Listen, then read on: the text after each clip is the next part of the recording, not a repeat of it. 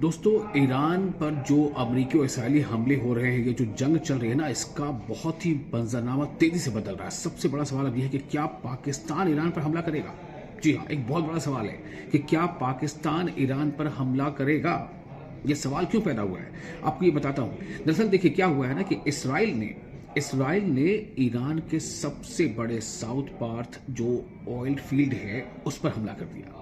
और ये ईरान पर यह हमला बहुत ही कहा जा रहा है कि बहुत ईरान के लिए एक बड़ा झटका है।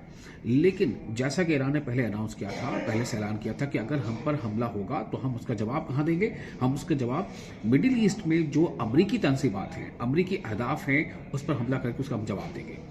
तो अब जब ईरान के इस ऑयल फील्ड पर हमला हुआ है तो उसके बाद फौरन क्या किया ईरान ने कि ईरान ने कतर में मौजूद ऑयल रिफाइनरी पर हमला कर दिया।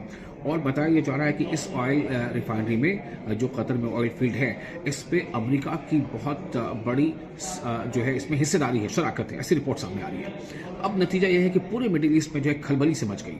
उस पर चाहे सऊदी अरब हो, कतर हो, चाहे वो यूएई हो। चूंकि ईरान ने न सिर्फ हमला किया बल्कि ईरान ने कहा कि हम सऊदी अरब, कतर और यूएई, इन तीनों में जहां भी ऑयल फील्ड्स हैं उस पर हम निशाना बनाएंगे।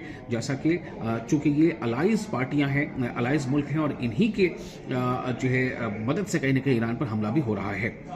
तो उसके बाद क्या हुआ कि आपको बता दें कि सऊदी अरब के रियाज में एक तमाम तो नहीं कह सकते, बट ये कह सकते हैं कि ज़्यादातर जो मुस्लिम मुल्क हैं, यानी अरब और मुस्लिम मुल्क हैं, उनके एक्सटर्नल अफेयर्स मिनिस्टर्स की एक बैठक हुई है ना, जिसे विदेश मंत्री कहते हैं। उस बैठक में सऊदी अरब के जो एक्सटर्नल अफेयर्स मिनिस्टर हैं, उनका यह कहना था कि चूंकि हमारे ऊपर हमले ईरान की तरफ से हो रहे हैं तो हम उसके जवाब में हमले करने का हक रखते हैं। हालांकि ईरान बार बार क्या कह रहा है, ईरान कह रहा है कि ये हमला हम अपने हमसाया मुल्कों यानी पड़ोसी मुल्कों पर नहीं कर रहे हैं, बल्कि पड़ोसी मुल्कों के शहरी हमारा टारगेट नहीं है। हमारा टारगेट पड़ोसी मुल्क भी नहीं है, बल्कि हमारा टारगेट कौन है? हमारा टारगेट है अमरीकी या इसराइली अड्डे या वो तंसीबात, वो इंफ्रास्ट्रक्चर जहां अमरीका या इसराइल का जो है उसमें स्टेक है, या फिर ये कि वो अमरीका की तंसीबात है या अमरीका की उसमें शराकतदारी है।